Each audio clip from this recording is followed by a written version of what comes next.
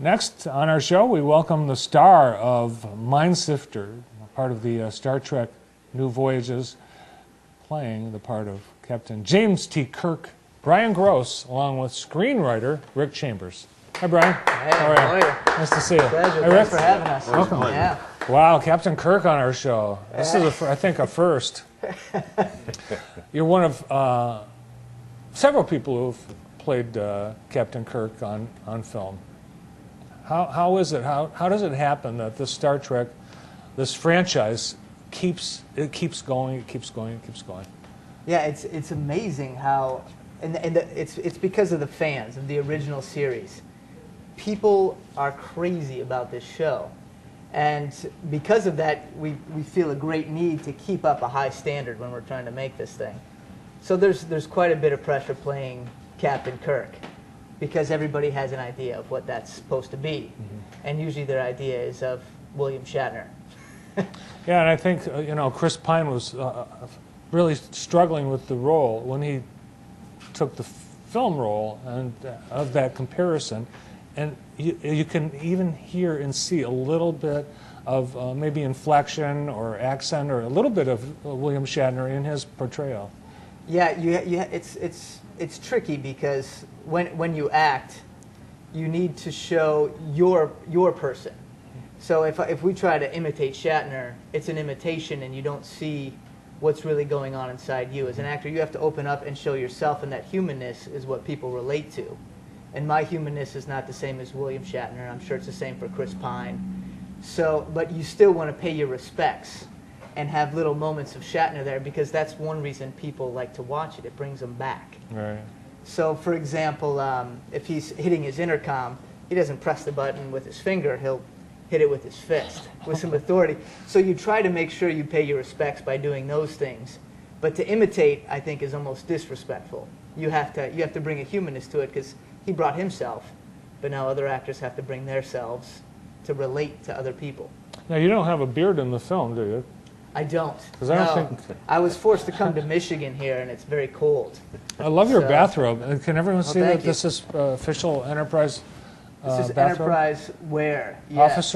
Officer level bathrobe? Yes, and you're the captain if you have the gold. So I'm just letting everyone know that I'm the captain. And Rick, you're wearing a Star Trek. Yes, I wear the red shirt because communications professionals are always the first ones to go. So the red shirts never survive in Star Trek. That's yeah. Right. I think a lot of our viewers know Rick from his work for Our United Way. How did you get to be? How did this movie come to be? How did you happen to screenwrite a movie? Well, who'd have thought? Star Trek was the thing that really inspired me as a writer when I was a kid. So I was aware of New Voyages. It actually launched in 2003. It was a great idea by entertainer James Cawley. And in 2011, I had the chance to pitch a story idea, and the producers loved it. And I've gone on now. This is my third episode that I've written for New Voyages, and it's just been what a dream come true. I never thought I'd do it once, let alone 3 times. And tonight, it's at the Michigan Theater. Yes, Mind-Sifter at Michigan Theater. And we're encouraging folks to show up early, actually. We're at one of the news stations up in Lansing. WILX is going to do a live remote at 6 o'clock. So we're hoping folks will show up and come in their Star Trek costumes, especially. Exactly. We'll have some fun. And then, of course, the doors officially open at 7, and the film is 7:30. Well, you either have a Star Trek costume or you don't. Well, we'll take, as far as I'm concerned, you print off a Starfleet emblem and paste it on your T-shirt. That'll be fine. For every person that has a Star Trek costume, Rick Chambers and Associates is donating $10 to United Way. Oh, nice. So we highly encourage it. Even if you have to tape a Star Trek emblem, do that so Rick has to pay up. I think. Okay. I think, actually, there are probably a lot of people that tape and paper is part of their Star Trek costume. That would work. Is it okay to say, isn't it a uniform now? It's not a costume. It depends on if you're on the ship or not. If you're on the ship, it's a uniform. But if you're not on the ship, then it's a costume. So this film, Mindbenders, so you've got a uniform. That's a uniform bathrobe. This is unofficial. This is Kirk off duty. Okay. Yeah. Now, in this movie, I saw some of it, and you're not on the Enterprise. The scene I saw, you're getting beat up. Yeah, most of the movie, getting beat up. And this is the third that Rick has written for me. I'm wondering if he likes me or not. What message am I sending, right? I think I get beaten 3 or 4 times in this film, but it's a different Captain Kirk. It's Kirk. He's lost his mind a bit, and it's him at his most vulnerable, I'd say. Yeah. So it's a little different than you're used to seeing him, but hopefully you like it. Come on out and see it.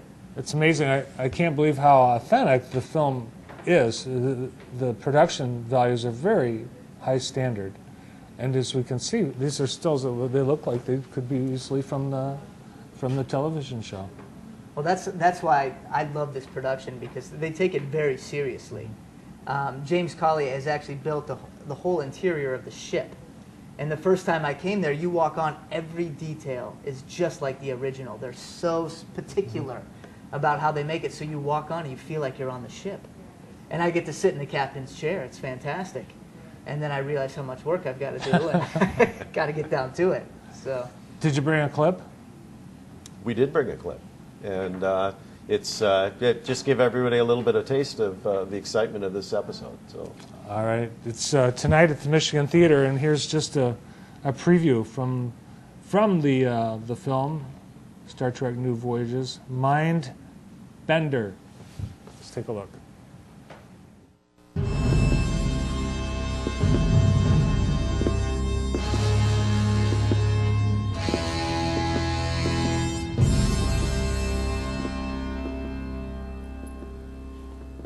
Okay, let's do this. Oh, Frank. Can't we just leave him? He'll come out when he's hungry. It's gonna be another fight. I'm done cutting Superman breaks. This time I'm gonna think it's not Bruises from the last. Gentlemen, let me. Doctor, no you don't. He's dangerous. He knows me. Stay here.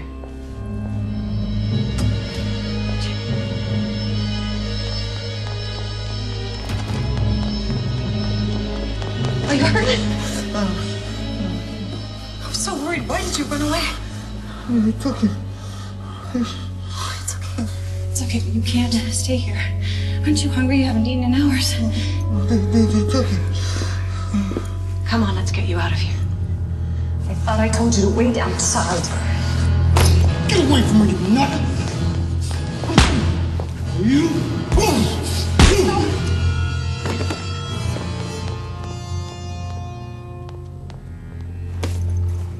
Why didn't you call?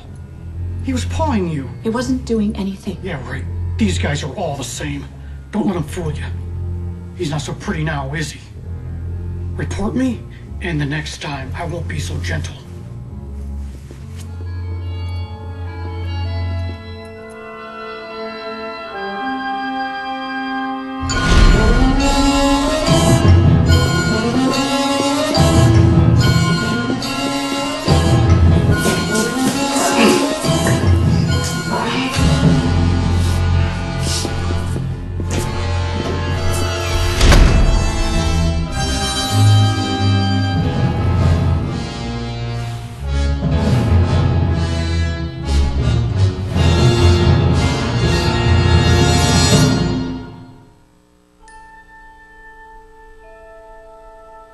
Space, the final frontier.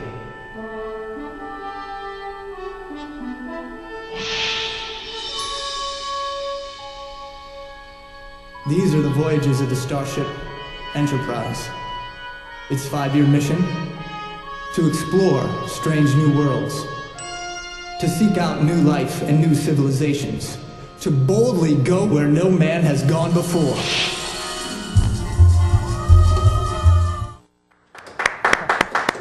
Nice job. Thank you, thank you. It's amazing. There were a little bit. You could see that there was James Kirk, even as you were drifting in and out of consciousness at the end of that scene. It was true. They just beat me up and threw me on the floor and rolled cameras. It seems very authentic as far as the Star Trek. Do you have to, because it's such a fan base, there's just so much detail and data out there about the series, both in writing it, Rick, and then in the actual production. Do you have to be meticulous about the history of Star Trek? You know, it's a little bit of a balance. I think it's a balance in anything when you're doing drama. You're right. Star Trek has so much canon, so much information around it, that, and I'm fairly well versed in that canon, but you can become a slave to canon. So you really have to find what services the story. That at the end, that's really the heart of what it is you're trying to present. You could do a tale that's absolutely fits all, hits all the buttons on canon and be the most boring thing you ever did. Mm-hmm. The other hand, you could do a story that just totally rejects canon, and that's not where you want to be either. So you want to strike that balance and present a story that's meaningful to the audience. And in Mind-Sifter, this is the 3rd episode in this current series, correct? It's actually the 9th episode in the series since it was launched in 2003. It's the 3rd one I've had the privilege of writing on. Oh, So, wow, yeah. that's great. Yeah. And there have been some of the original Star Trek actors that have been in some of these episodes. That's right. Yeah. Yeah, George Takei, who played Lieutenant Sulu in the original series. It's actually an entire episode, A World Enough in Time, a wonderful episode. Did you write that? I did not write that one. I wish I was was that good, but it's an excellent. He did a spectacular job with that, and we had others. Denise Crosby from Star Trek: The Next Generation has had a role. Grace Lee Whitney, who played Yeoman Rand. We've had a number of other folks from the original series and some of the spin-offs be involved. What other films and acting have you done? I usually play the bad guy. I'm the evil guy, like in CSI Miami, CSI New York, regular CSI, NCIS. There's another one coming out, CSI Cyber. Perfect. Yeah. I'm all set for that. There probably will be at some point. But no, I'm usually the bad guy. I think I've killed maybe 10 people in my career, not for real on TV. Right.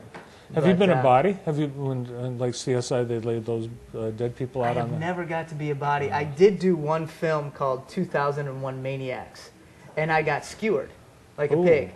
That was my best death. But I'm trying to collect a reel of great deaths before I'm done in my career. So, That's how, I think the director says, get me a good dyer. call me up. Yeah, I'll do it. that's a good list to be on. You'll always be working. That's right. There's always somebody dying at something, right? Yeah. You've got another group of people that's in this cast with you, right? Yes.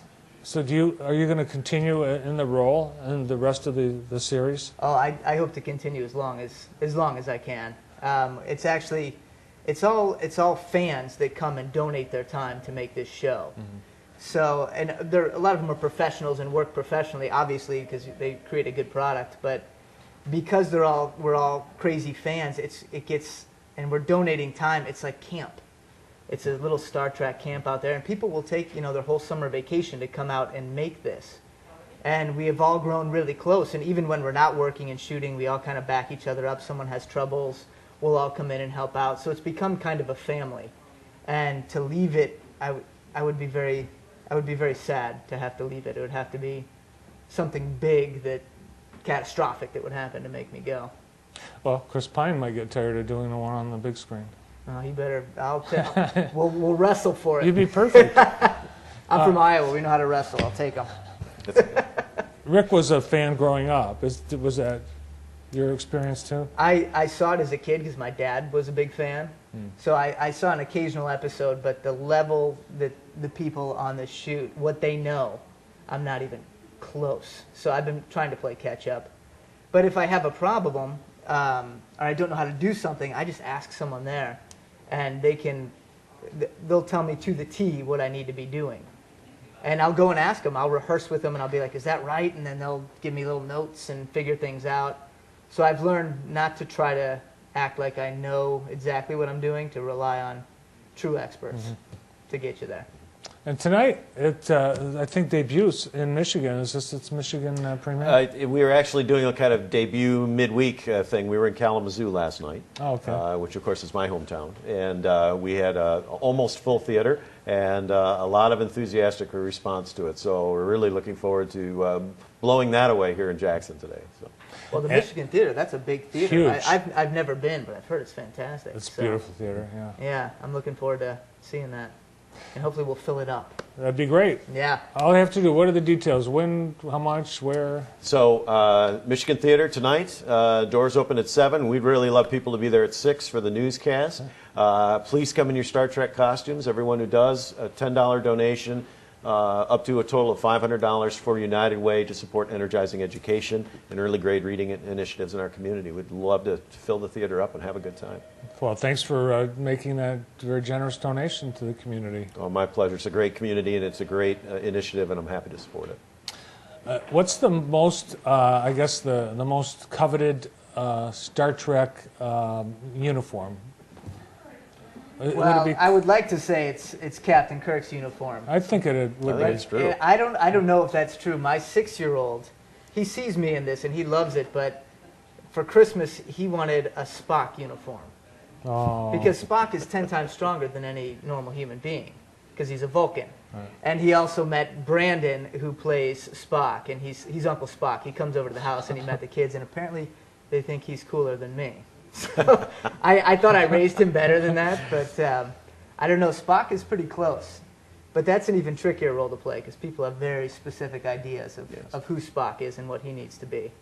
Plus the makeup, the ears and all that. Yeah, he has to go an hour earlier to go do makeup See. before I show up. So, And you had you had a lot of makeup. There he is. There's Spock. But because you're half dead. I think you are completely dead in some of this film.